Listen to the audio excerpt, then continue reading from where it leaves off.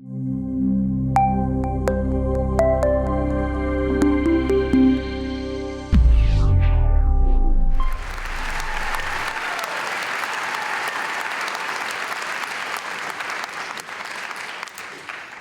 would like you to picture the bag that you most often use when you travel. Maybe it's a black Samsonite bag like mine, or a leather canvas style like my husband's. And now I want you to imagine that you are traveling on a long journey. You start to pack your clothes, your toiletries, but right before you close it, I want you to add one more item. I want you to pick something, one thing that has a lot of meaning to you, something that if you didn't return from this journey, you would want to have forever. Can you picture it? I have asked this question of hundreds of adults and children over the last year. I've heard some wonderful responses. Family recipes, photo albums, a grandfather's hat, a Quran.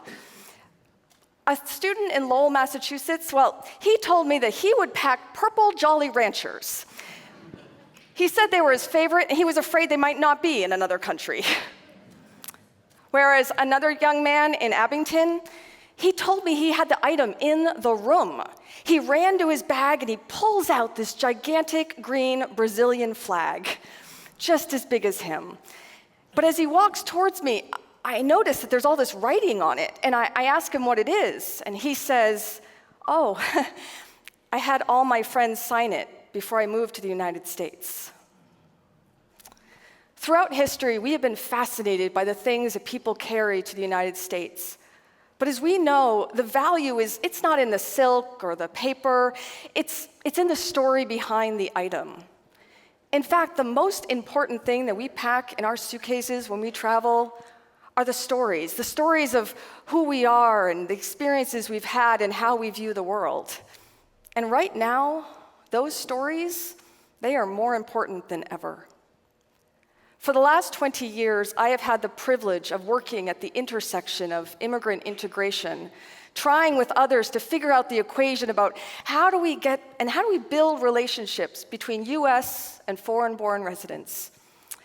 And I've learned one thing, which is that although the immigration discussion, it's often presented as us and them, and although some people would like it to remain that way, most people, they want to live in communities where everyone is safe and has a sense of belonging. In fact, most people actually want to get to know someone from another nationality, but they're not sure how to start. For example, I recently did this research project in Worcester, Massachusetts with my colleague, and we interviewed 100 US and foreign-born residents about whether they thought the communities was welcoming.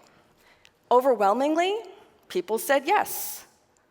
But when we asked if they had a meaningful relationship with someone from another nationality or even a race or ethnic group, many said no. In fact, one man from Vietnam said that every morning he would go out to his mailbox and he would linger a little bit longer than normal just because he hoped that someone would say hello. I think it's fair to say that all of us in our lives have had a moment where we just thought would want someone to say hello. So what do we do? How do we start these relationships? I've asked myself that a lot in 20 years. In fact, for many years, I had the privilege of traveling around the United States and looking for strategies and solutions and answers. I saw in one Midwest city that they dressed up immigrants in football jerseys, and then they plastered their photos all over billboards and posters. And when I looked at the billboards, I thought, the intent is good. The intent is trying to say that immigrants are one of us. But the subtext could also read that immigrants should be like us.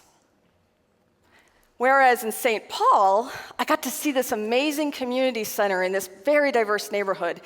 And in their community center, they had music classes with instruments from around the world. Their food pantry, it was filled with global ingredients rather than just, your traditional mac and cheese. But the best solution or answer I found, it was from a woman in Boise. I had heard that she had all these women that came together to make jewelry, and that people from Boise, around the world, and I definitely wanted to talk to her. And like a good practitioner, when I showed up, I was like, so, tell me about your methodology. What are your impact goals? How did you start or motivate yourself to do this? She rightfully laughed at me. And then she said, well, I like jewelry, so I invited people to make jewelry with me.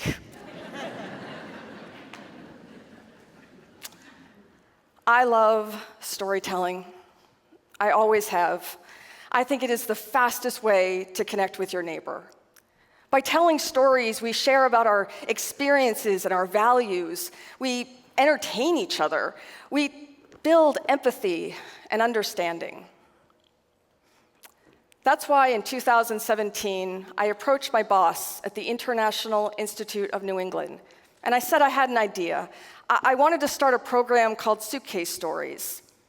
With Suitcase Stories, we would invite US and foreign-born people to stand on stage and talk about how migration has affected them, whether they came to this country as immigrants, whether they had traveled abroad in their life, or like me, their life was affected by immigration as friends and colleagues and descendants.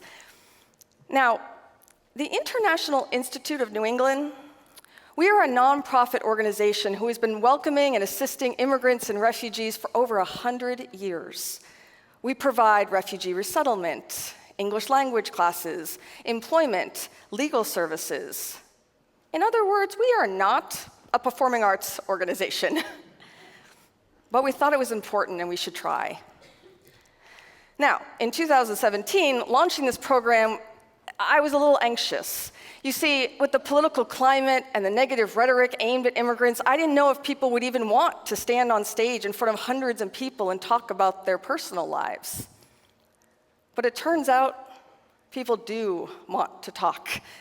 People want to share their stories. For example, the first woman I asked, her name was Zuleika. She's Somali. She spent 22 years in a refugee camp. And when I asked her about whether she'd like to tell, she told me, actually, I've always been interested in theater and being on stage. I'd like to. This meant a lot to me personally, because I entered the field of refugee and immigrant affairs because 2,500 Somali immigrants moved into my hometown in Maine and changed my life forever. Now, because of that, and working for 20 years in this field, I thought I'd kind of heard every refugee Somali story. But here is Zuleika on stage talking about, in the camps, there weren't enough doctors and nurses. And so they had to train women like Zuleika to help deliver babies. And she was pretty sure that she had delivered over 100. Other people talked about adopting children from Russia. People talked about how when they came to the United States, despite having degrees, despite speaking English, they had a hard time finding work because of their accent. One woman tells a powerful story about how when she was a kindergartner, her teacher asked if she had another name because hers was not American enough. Now, when I started inviting people to tell stories, I assumed that they had, told some people, maybe not in front of hundreds, and definitely I assumed they would have told their families. But actually, many of the people who have participated in Suitcase Stories have been telling their story for the first time.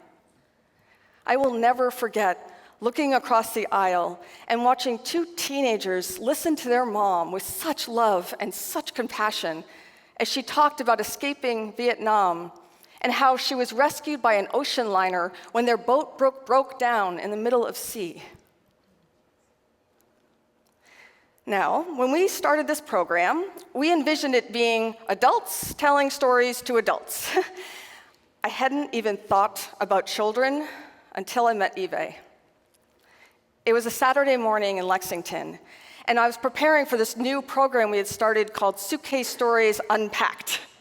It's where we get together and we discuss the art of storytelling through the lens of migration It's a chance for people who may not want to be on a stage to still tell stories with their neighbors.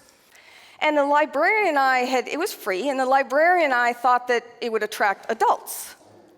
But in walks this precocious 9-year-old, and I suddenly get nervous. I'm like, and I'm thinking about the curriculum, the fact that we might talk about prejudice and bias, that we're going to talk about the Holocaust and the genocide, and I start to get really nervous, but I tell her she can stay because she seems so excited. She was one of the most invested and inspiring in the room. In fact, she actually volunteered to perform at the graduate showcase. She talked about her first time visiting India, where her parents were born. She joked about the traffic in Mumbai, and then she said in her conclusion, "You know how when you read about a place in a book, going to India, it was like being in the book." Because of Eve, we now bring suitcase stories to middle schools and high schools and colleges. We even go into businesses as a way to get colleagues to know each other. One of our most popular speakers is BR. He's a Sudanese refugee who fled his country at 3 months and also spent 20 years in a refugee camp. He recently wrote about his experience with suitcase stories in his college application. He said he had recently become an ambassador for displaced children worldwide, children like he was. He said the experience was meaningful for him. I don't think BR understands how meaningful it is for the audiences. I don't think BR understands the impact he has made. You see, when you see BR walk into an assembly of 500 high school students, the students pay attention. And not just because he wears these fabulous, colorful suits with gold sneakers, but because he tells the students how grateful they should be that they have an education. There's been over 200 people so far tell a story, and I love them all, and I love all the storytellers. But the motivation from the beginning has always been about this issue of connecting neighbors, connecting people across nationalities. And I'm pleased to say we're making progress. My favorite part is when I get to be backstage and watch 6 people who were strangers only an hour ago, high-fiving and hugging each other and friending each other on Facebook because they were all brave and courageous to tell their stories. I love even more when they extend those relationships off stage and people like Shifra, who is a daughter of 2 Holocaust survivors, is inviting Kubana, who is a refugee from Rwanda, to Thanksgiving. But I didn't know 2 years ago how my life was going to change. You see, for 20 years, the majority of my relationships with people from other countries, well, they've been professional. Interactions with clients, interactions with colleagues in the field. But you can't spend hours with someone helping them craft their story, talking about the most intimate parts of their lives without becoming friends, or at least friendly. Also, in November, I got married to a son of a man who came from Iran in the 1965s, in the 60s, and he fell in love with a woman born in Pennsylvania. And as he and I were looking at our guest list, about 100 people, I started to notice something, and I started to count, because I discovered that there was going to be 24 nationalities represented in our guests. That is a direct result of Suitcase Stories. My wedding would have looked very different 2 years ago. So, I guess, like the woman in Boise, I found my jewelry group. Thank you.